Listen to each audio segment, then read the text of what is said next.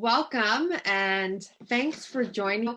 My name is Jennifer Bader. I am the lead of the career education team here at Western. I work within the careers and experience department, which is the central department on campus that supports students in gaining experience and finding and pursuing meaningful work. Okay, so what are we going to cover today? Here's what we're going to talk about. We are going to start with your profile. We're going to talk about how to enhance your profile and how to take it from kind of I just signed up to a profile that stands out when people are looking at it. We're going to talk a little bit about how to actually use LinkedIn on a regular basis. And then also how to use LinkedIn as a tool for research for employers and jobs. And that's actually my favorite way on how we use LinkedIn. But before we talk about those things, I want to spend some time talking about LinkedIn etiquette, because I find that not knowing the etiquette on how to use LinkedIn is often what prevents people from actually using it, prevents people from sometimes signing up, but more often than not, it prevents people from engaging on LinkedIn. Let's talk about etiquette. So this is my favorite thing to talk about when it comes to LinkedIn, because in my work with students and sometimes even staff, I often hear that they don't want to use LinkedIn or they don't want to sign up for LinkedIn because they're not interested in social media platforms, period. And I get that. I get that not everyone is interested in sharing their personal lives with the world. But I also think that there's lots of confusion around the purpose of LinkedIn. And students tend to bring with them the knowledge they have of how they interact with within other social media platforms, and then use that as a starting point. So that knowledge is often a bit misguided when it comes to LinkedIn. So I think it's really important for us to take some time here to talk about etiquette. Okay, so first things first, with your profile, the information that you include in your profile is professional. Unlike Facebook or Instagram or Twitter, you're not necessarily posting your personal opinions on things. You're not taking pictures of going out for dinner and the food you're eating or hanging out with friends and family on the weekend. It's just not the platform for that. That's not the place you're going to post those kind of pictures. So what ends up in your profile is very similar to what you might have on a resume or a CV. And we'll talk a little bit later about how to interact with LinkedIn. And so when you are posting things, it might be an article that you really liked, or a conference that you attended, or some kind of involvement that you've had at Western that might be professional in nature. I love this one. It's not creepy to look at a person's profile who is unknown to you. That's actually the whole point of using LinkedIn. If you're not looking at people's profiles who are unknown to you, then you're not actually using LinkedIn properly. Now, I will say that LinkedIn does make it feel a little bit creepy because they inundate you with emails that say so-and-so is looking at your profile and you don't know who so-and-so is. And so in this kind of strange way, LinkedIn's making you feel a little strange, or they're trying to upsell you to get the premium profile so that you can see who's looking at your profile. So I guess I should have said this at the beginning. You don't need a premium profile as a student. You can make a regular account work. I will give one example of the benefit of a premium profile in a minute, but there's a workaround for that too.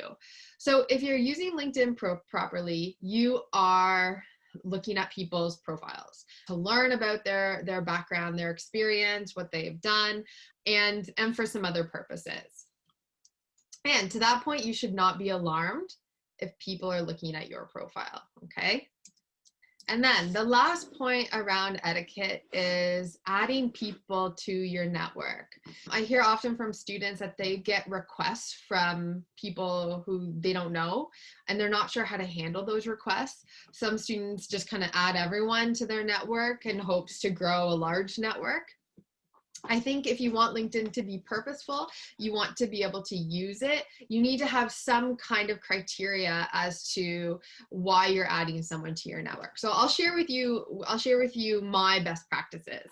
If I'm going to add someone new to my network, here's the rule I use. If I would say hello to that person, let's say on campus or in the street, with confidence that they know who I am, I know who they are, I just give the generic add to profile or add connection request. So just the generic request. If I don't know the person or they don't know who I am, or there's any uncertainty as to whether they remember who I am, then I always add a note. You add someone and then you click the option to add a note, and then you say something like this. Hi, Jennifer. I attended your LinkedIn session today or tonight and found it really helpful. I hope to stay connected. And when you add this kind of note, the benefit is that it stays in your connection history. So if I go back and I want to see how I know someone that's in my network, I can click on messages and it shows me our message history, which would include that original note that's in the connection request. So it's just a really simple way of managing your network. So let's get started. Tip number 1, and it seems so silly, but it's a really important one, because we know that profiles with a profile picture get 14 times more views than profiles without. And I think there's just this idea that someone who has a profile picture has a more complete profile, whereas if you don't have a profile picture, then maybe you've just signed up, but you haven't actually done anything to your profile.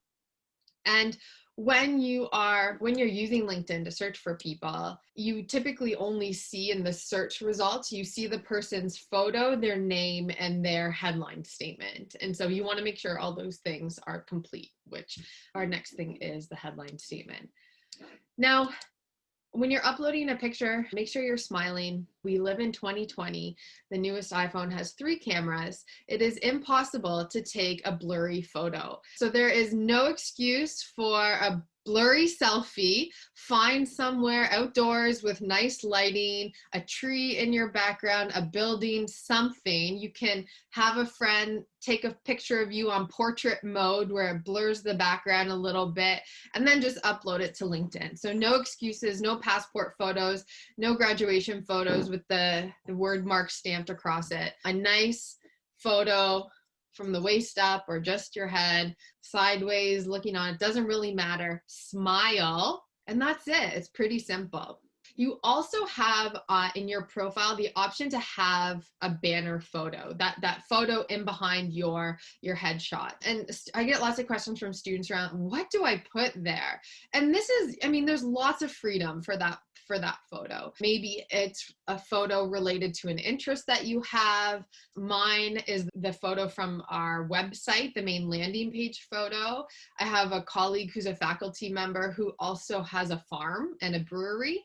And so he has a picture of his farm as his background photo. I worked with an engineering student in wastewater treatment, and she has like a nice water image behind her photo. So anyhow, lots of freedom to pick a photo here.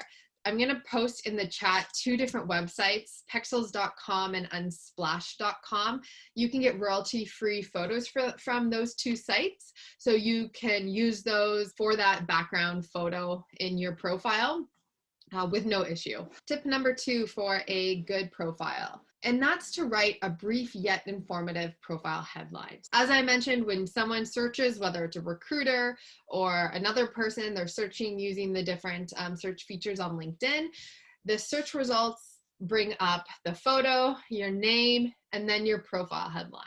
So if you've never edited this before, it's probably going to pull from your most recent job description or your most recent job title, or it often says student at Western University. So it's typically one of those 2 things.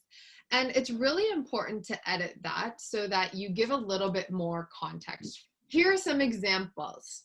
Usually I say you want to pick at least 2 of the 6 things I have up on the screen to include in that profile. So you might have a current job that you want to highlight, so put that job title down. Maybe you want to highlight your area of academic study. Maybe you have some skills or areas of expertise that are important. Perhaps a notable accomplishment, a major scholarship, or some award. Perhaps it's a career goal, or maybe as broad as an industry of interest. Jen, do you like the slashes to sort of break things up, or do you prefer just traditional like commas and traditional punctuation, or do you think it's more effective to have the slashes I to think break it's it up? totally up to you. Whatever your preference is, if you want, my personal preference is the vertical line. That's my preference. Some people have a hard time finding it on their computer. If you have a Mac, it's right above the return key. Mine is a sentence. It says, helping students build a meaningful life and prepare for work in a changing world. It's a little bit different because I've been in my job for quite a long time. And so I have a real clear kind of goal and mission in my work. But maybe that's not true for you at this point. So it really depends. And what about adding like which year you're in? Is that an important piece of information, or is it? If for you, it's important because you want employers to know that you're almost graduating, then sure, you could put fourth year student. There's also an option to let employers know that you're open for jobs. You can select that in LinkedIn. But yeah, you can let employers know you're open to jobs. But if you have the space, you could put that you're in fourth year. It's just such a small character count. You really want to try to pack the most information. You want to entice a recruiter or an employer who's looking at their search results to click on your profile. Would you say that sentence headline seems a little more enticing just because it does, like you said, it seems like you've got a little more figured out? Yeah, it's so down to personal preference. I've seen I think a former student of mine who's in media has a really, I should have found hers. These are all real examples of people, like they're real pictures and real examples.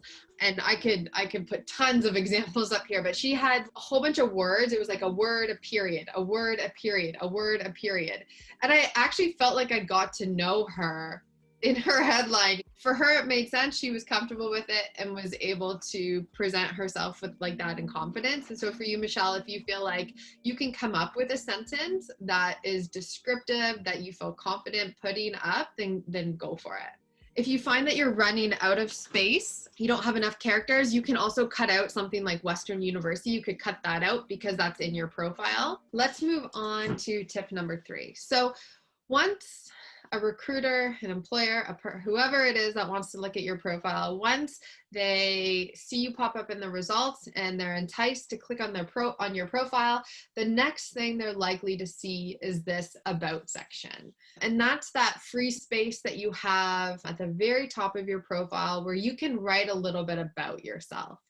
And similar to the headline in that there aren't really hard and fast rules for what to write, there are some key things that you might consider including. You might talk a little bit about who you are. So maybe it's what you're interested in pursuing, your career goals, and what you studied and achieved. So this often builds upon that headline statement. So someone who might say that they are interested in investments and corporate finance, like Olivia, she might then expand on that in the about section. You can also include here some of your assets. And so some of the skills and experiences that you possess. I really like when people talk about the role they take on or what they're known for, a little bit of self-reflection to know the skills that you're bringing with you that might be unique to you. And I often ask students to reflect on the different experiences they've had, whether it's in group projects or working on a team or in part-time work or volunteering. When you think of how you approach the work, are you approaching it in a way that's maybe a bit different from colleague or a coworker or a friend? And are there ways that you can highlight that? Like, are you someone that's always really upbeat? Or are you someone that's always thinking about the implications? Whatever it might be, this is a place where you really want to try to personalize that section. And then if you haven't done enough personalization, you can just add some personal details at the end. Maybe there's some unique qualities, maybe there are some standout involvements that you've had that you want to highlight. It's really a place where you can help someone get to know you. follow someone that works at LinkedIn that's also a Western alum, and he talks a little bit about being a dad, running marathons. He has like kind of a list of things. I think he plays a certain kind of game, but it's just kind of a catch-all of helping someone get to know you a bit better. And then I have an example up here. And this is a student who is this is a real student who is in journalism, a Master of Media in Journalism and Communications. And I just liked how she organized her about section. I thought it was really nice and tidy. Mine doesn't look like this, but I think it's a neat example. She gives a little bit of an overview, talks about what her goal is, some of her accomplishments and skills, and then some of her specialties down here, which is well done because LinkedIn works. I mean, I don't know the whole back end of the algorithms and how it all works, but it works based on keyword search. And so if someone's searching for a particular keyword and it pops up in your profile, then you're more likely to appear in those search results. Now, something I often recommend to students is find someone who's a few years ahead of you and look at their profile to see what kind of information they have in their about section. That's what I do. I look for other examples out there. I look at people's profiles and then take pieces from there, and put together something that works for me. Tip 4, once you finish that about section, then you also want to make sure you're completing some of the other sections. Now, within LinkedIn, you have lots of profile sections that you can complete, but I'll highlight some that I think are particularly relevant for students. There are sections that are courses, so maybe it's not here to include an inventory of all the courses you've ever taken. It's a place where you might want to highlight a couple relevant courses. So think someone talked about being interested in tax. Maybe you want to highlight a few of the tax courses that you've taken. Similarly, I think it's a beginner graphic designer. Maybe you highlight if you've done a course online or even some self-study. I don't know if it would allow you to put that in your courses, but you can definitely think about that. And then honors and awards. Languages, so many students at Western speak multiple languages, so highlight that on your profile, certifications you have. And then probably one of my favorite sections is this project section because it's so relevant for students. You work on so many different projects and often they get lost in your education section. So this is where you can pull out different projects from your classes. You can even add collaborators on the project. So if it was a group project, you can add all the people from that group as collaborators. And it's, again, a great way to highlight some of that experience that otherwise just gets lost in your degree listing. Also, think broadly about your experience, especially as students. This is the place where I find students feel uncomfortable including experience that maybe wasn't paid, but nowhere does it say paid work experience. In my opinion, experience is experience. And so if you had a volunteer role at Western or you volunteer in the community, that can go under your main experience section. It doesn't have to go in a separate volunteer section. I often even recommend as students that you don't even have a volunteer section unless you have lots of work, kind of paid experience and lots of volunteer experience. Then you might distinguish between those two sections. But a lot of students don't have a ton of work experience. And so in that case, don't include a volunteer section and just include all of your experience under that one major section. Last thing about the experience is when you are writing about your jobs, your experiences, it's important to not just write the duties. You want to talk about what kind of things you accomplished, and again, how you approach that role that maybe was different from somebody else. One of the easiest ways to come up in someone's search is to have a really complete skills section. And here you can endorse someone for skills, you can be endorsed for skills, but you actually have a lot of control over this section. And I'm going to just go to my profile here so I can show you. You can see all the skills here, and they're divided up. You can add a new skill and it allows you to search amongst all different kinds of skills. And then you can actually order them. You can control who endorses you. So you can, if I click on the edit, you can drag and drop them and move them around. Even your top skills, you can change the order of them. And you can adjust the endorsement settings. So it shows you how you want to be endorsed, all that kind of stuff. So there's lots of control you have over the skills. Now, you might be thinking, I don't know what skills to include. And this is, again, where you look to someone who's 5 years ahead of you and see what skills they've included, because you might see some pop up that you wouldn't have thought to include. And the other thing to note is you'll see career counseling is my top skill here. Confessional, 13 years ago when I started in this job, it was also my top skill. And I was a real newbie, but it was still a skill that was there. Even though I wasn't 100% proficient in that skill, I included it because it was a skill that I was committed to continuing to develop.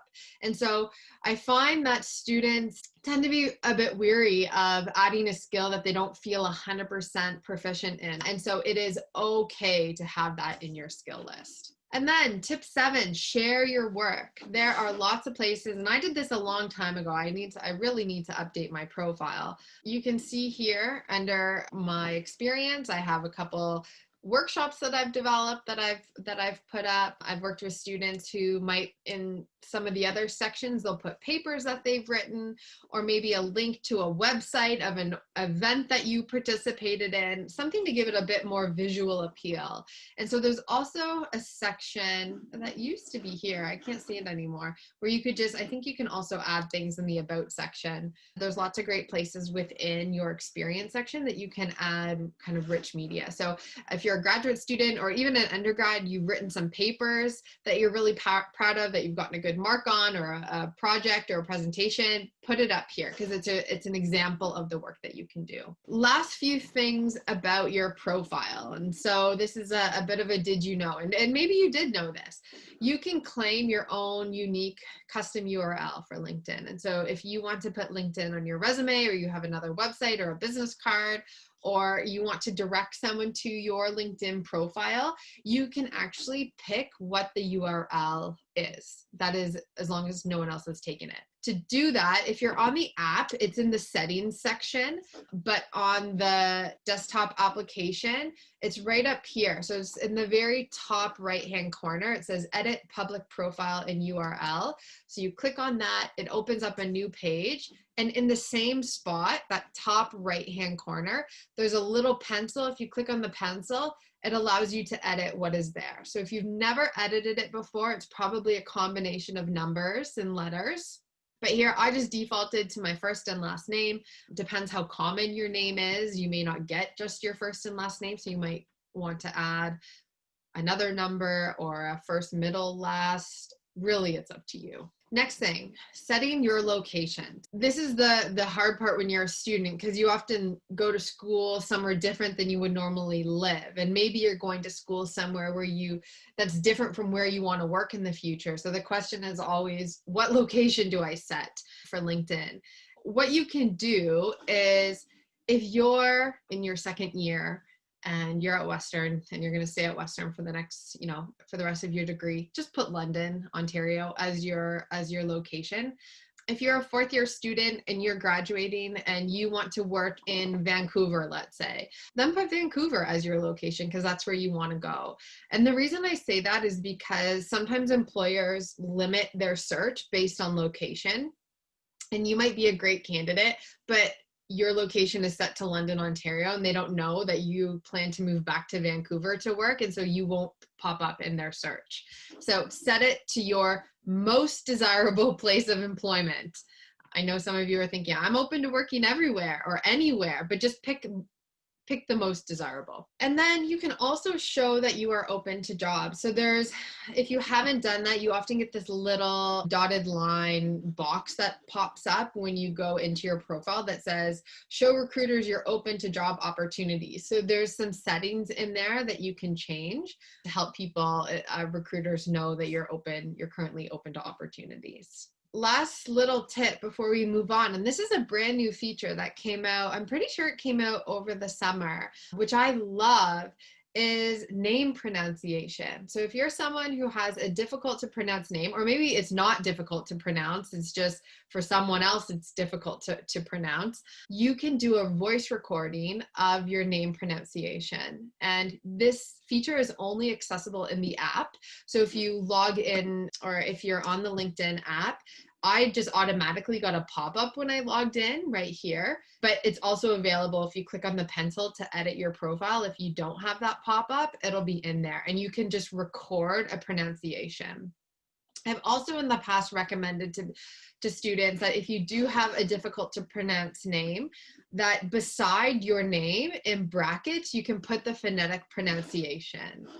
I have here, this is my maiden name. Bader is my married name. And so some people know me before. I mean, I was Jennifer Karan for 30 plus years. So I have lots of people who know me and would search me based on that name. And so it gives you an opportunity to put another name there if there's another name that you want to be associated with. We're going to move into talking about how to interact on LinkedIn and talk about a few ways that you can use it really on a daily basis. And you'll probably find that you go through some ebbs and flows. If you're not really looking for jobs, or you're not in kind of career mode, you might not spend a ton of time on LinkedIn. Other periods you might be on it all the time. So it's really up to you, and often depends on where you're at in your life. But here are some ways that you can use it more regularly. Read and share industry news. That's my personal favorite way to use LinkedIn. I go on, I like to see articles that are shared by people in my network.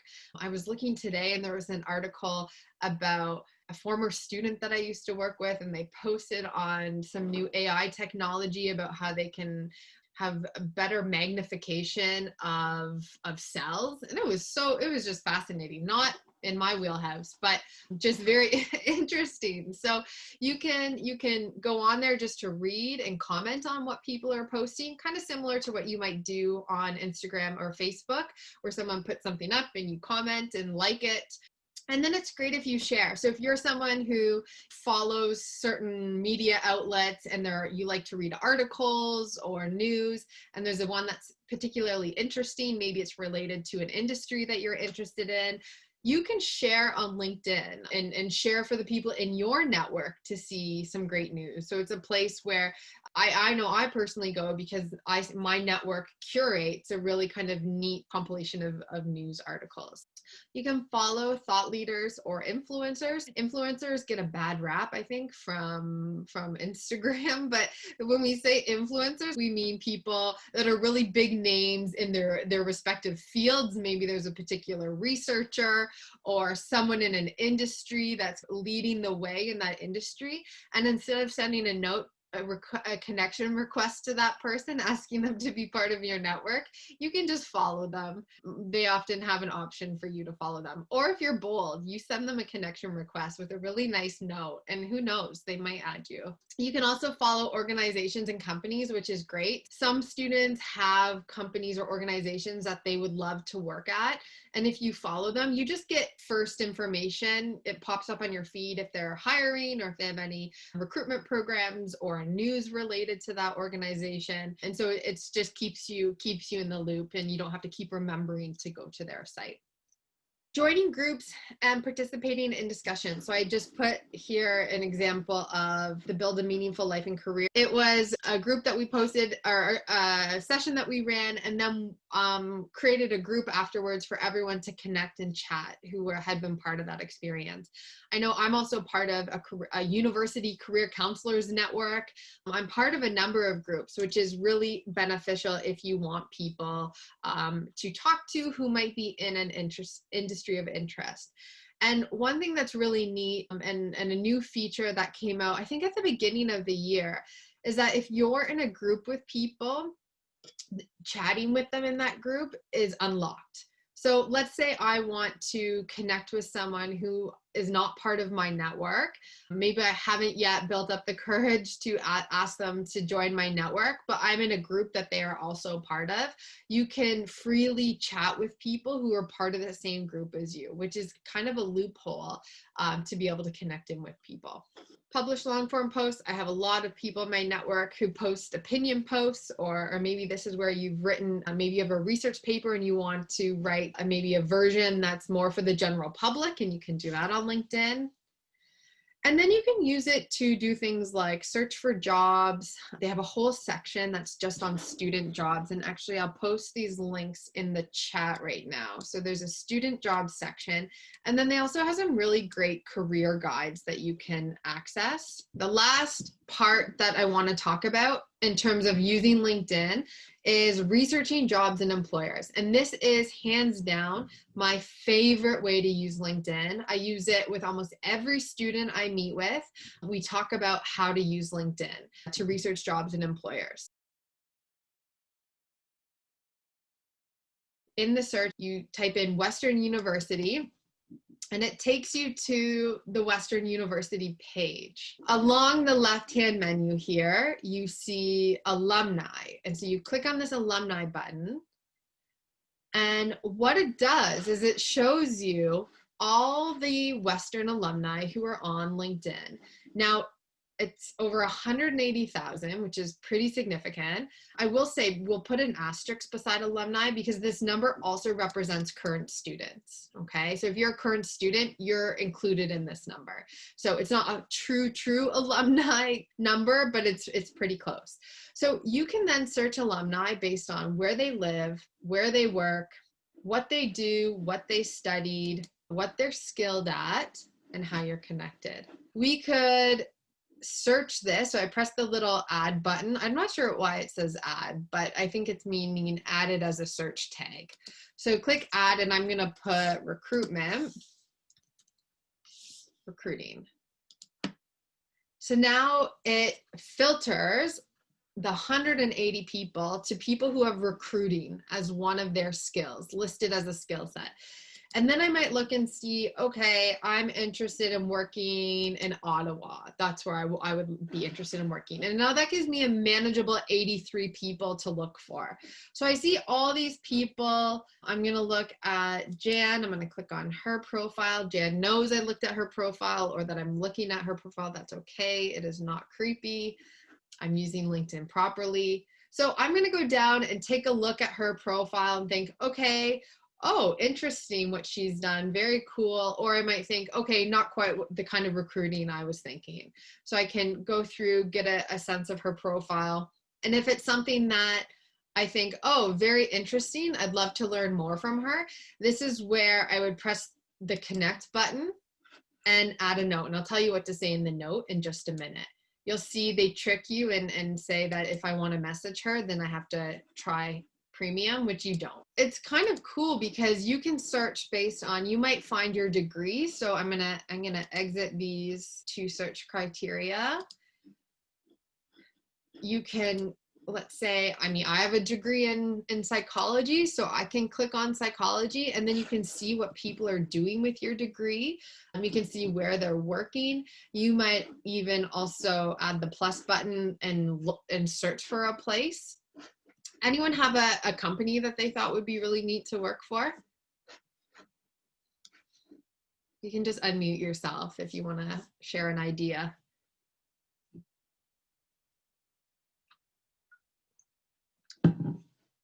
No, we're not there yet. That's okay. Oh, I have a question, actually. Yeah. I put it in the chat, but Gowlings? Okay. I mean, that's not psychology. I'm more interested in law, but. Great. Yeah. So is that the name of the organization or company? Yeah, that's the name of the company. Great. Let's see if there's anyone from Western there. Which one is it? I think it's a second. This I'm one? not, So no okay, one? I guess.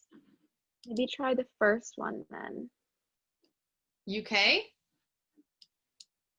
No. Maybe not. I know there is they are a Canadian law firm, like we have it in Ottawa, and Waterloo, but okay, never mind. I'm gonna just type it in here and see if it comes up under anyone's profiles. Sometimes, oh, is it Galilean WLG? Yeah, maybe that's it. I didn't know, but Yeah, sometimes if it doesn't pop up in here, I just search it there. So if we put Galilean WLG,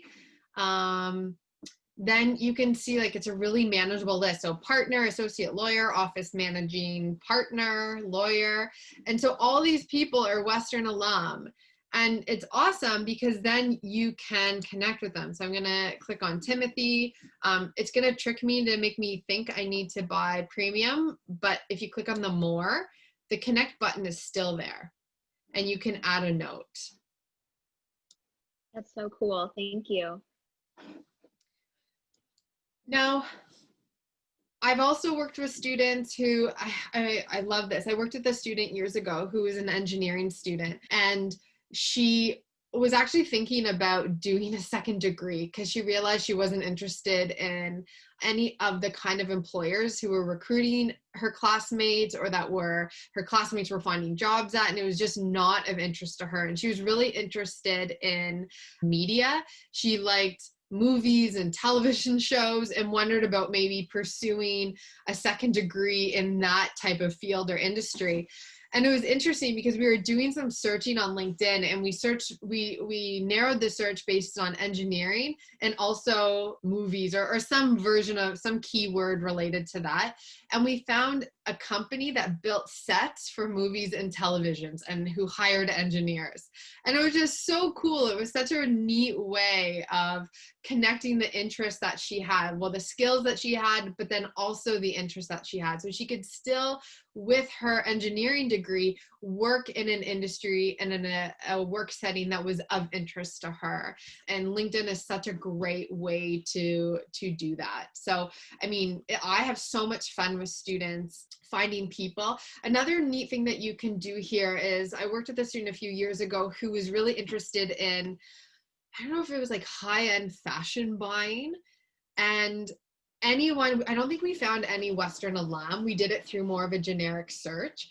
But what she kept noticing was that every person who worked in that field had this certificate program from this one school.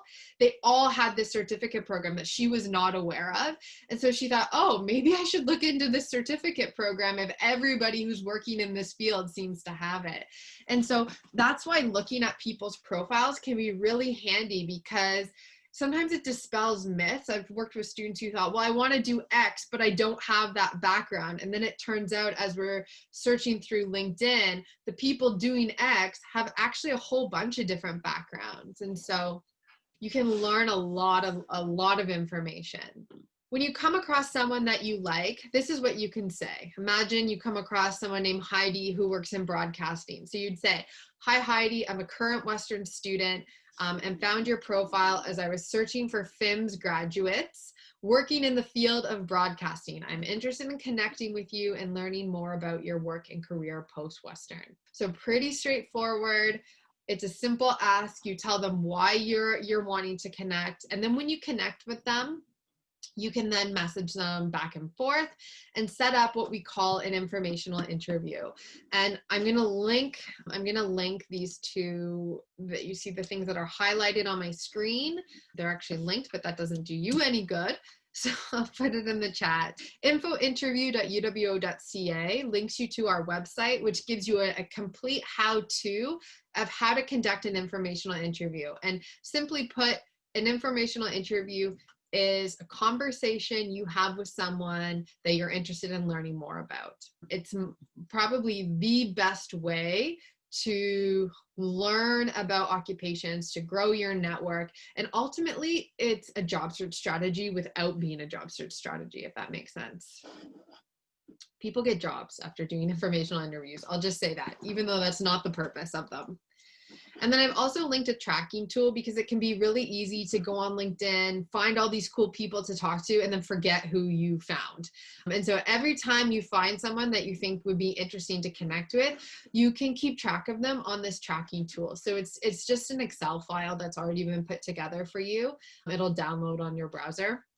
And then you can just keep track of everybody, whether or not you reached out to them, And then the last thing I wanted to say was around that one student who used the premium for a really good purpose. So this was an international student I had worked with who was interested in finding jobs in her home country or around that area, and was having difficulty sourcing people through the Western alumni network. And she was in mathematics, and there was a really specific field within mathematics that she was looking to work in.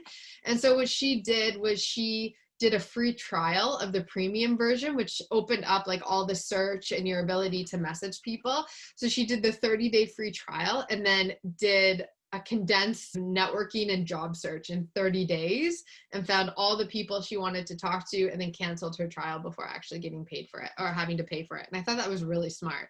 So she was able to get the benefits without paying for it. And you shouldn't need more than 30 days if you're really committed to doing some of that research.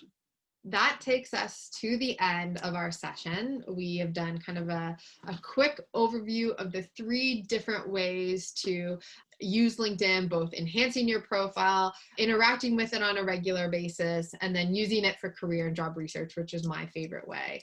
And before you leave, I do want to highlight some of the ways that you can connect with our teams. There's lots of ways we connect with students. We actually just connect with students. That's all we do. And right now it's a little bit harder for us to get to you because you're everywhere.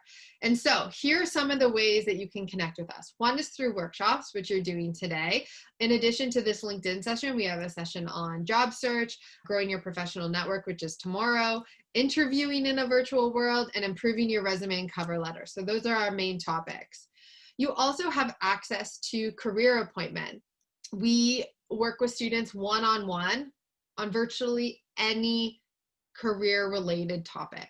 And you can connect with us because you don't know where else to go. And we will also help you identify where to go next. We usually meet with students for an introductory appointment as the starting point, which you can book on Connect the same way you registered for this workshop. It's just one of the other options on the side menu.